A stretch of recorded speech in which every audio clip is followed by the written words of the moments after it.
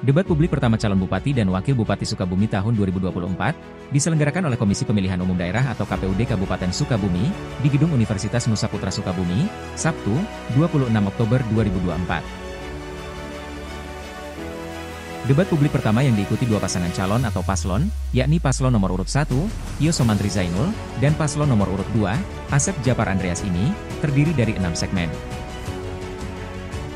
Segmen keempat, yakni segmen tanya jawab dan sanggahan antar paslon dengan menyiapkan sendiri pertanyaan sesuai dengan tema untuk paslon lainnya, agar dapat menjawab, menanggapi dan merespon kembali.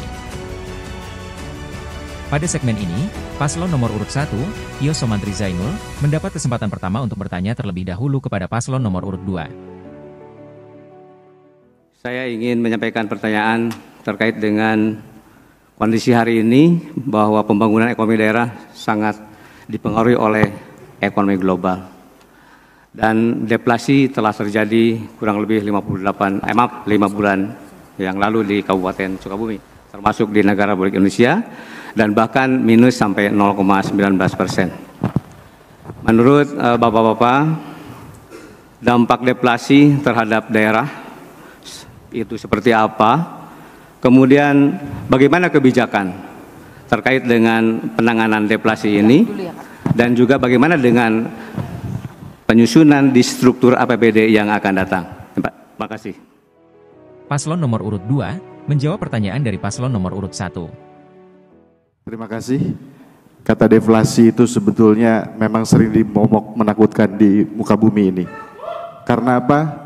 Banyak barang dagang dan jasa tapi tidak bisa membeli masyarakat. Maka dari itu kita harus mendorong pertumbuhan ekonomi secara merata, secara inklusif, supaya apa? Daya beli masyarakat bisa bertumbuh dan berkembang. Dari sektor menengah, kecil, dan besar, kita semua merasakan, Pak. Kami jujur, saya sebagai pelaku usaha mengalami tentang deflasi. Dan hari ini saya punya strategi khusus, Pak, dalam menangani deflasi. Salah satunya apa?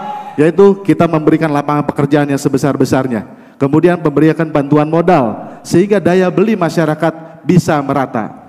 Karena dari itu kita coba dari beberapa hal, contoh dengan UMKM kita memberikan bantuan modal tanpa bunga sehingga mereka bisa bertumbuh dan kembang.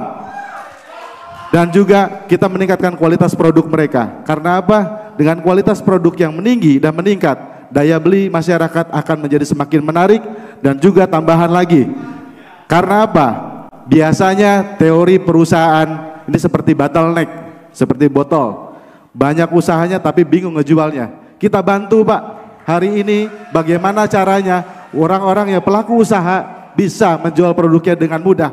Salah satunya dengan teknologi. Motekar, modern teknologi secara terarah. Hari ini, Pak, banyak startup yang tadi Bapak bahas.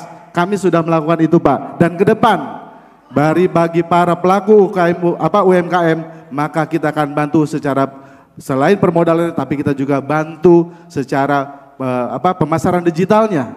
Ini akan membantu untuk menangani ekonomi sehingga tidak terjadi deflasi. Terima kasih. Paslon nomor urut 1 menanggapi jawaban dari paslon nomor urut 2. Terima kasih Pak Andreas. Salah satunya itu bisa dilakukan, tapi ada beberapa hal yang belum tersentuh terkait dengan bagaimana di struktur APBD yang akan kita bangun ke depan. Oleh karena itu, kami telah membangun kesepakatan dengan janji politik kami bahwa untuk menangani deflasi ini adalah... Mohon tenang ya, mohon tenang. Hormati tata tertib ini kan masih menjawab, silakan. Silakan dilanjutkan, Bapak. Bahwa kami untuk menangani itu adalah salah satunya dengan program bagi telur gratis untuk balita yang ada di Kabupaten Sukabumi. Kemudian sembako murah untuk ibu-ibu, bapak-bapak yang memang membutuhkan karena daya beli lemah. Kemudian membuka 10.000 peluang lapangan kerja. Karena deflasi terjadi penurunan, terjadi PHK dan lain sebagainya. Oleh karena itu kita akan membuka peluang 10.000 lapangan kerja.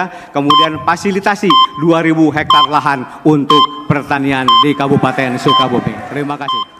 Paslon nomor urut 2 merespon kembali jawaban dari paslon nomor urut 1.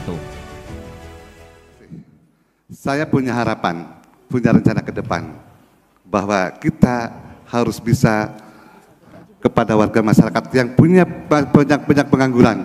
Kita insya Allah 30.000 untuk karyawan Kabupaten Sukabumi. Insya Allah membuka peluang pekerjaan. Banyak sebetulnya peluang-peluang untuk membuka dan membuka para pengangguran kita, pemuda-pemuda yang lulus sekolah, banyak pengangguran. Tapi insya Allah dengan kepemimpinan kami ke depan, kita akan membuka 30.000 untuk membuka karyawan baru. Banyak peluang-peluang seperti itu. Insya Allah, mudah-mudahan dengan izin Allah, mudah-mudahan kami adakan berpihakan kepada warga masyarakat, khususnya para pengangguran-pengangguran yang ada di Kabupaten Sukabumi. Terima kasih. Dari Kabupaten Sukabumi, Tim Liputan Jubir TV melaporkan.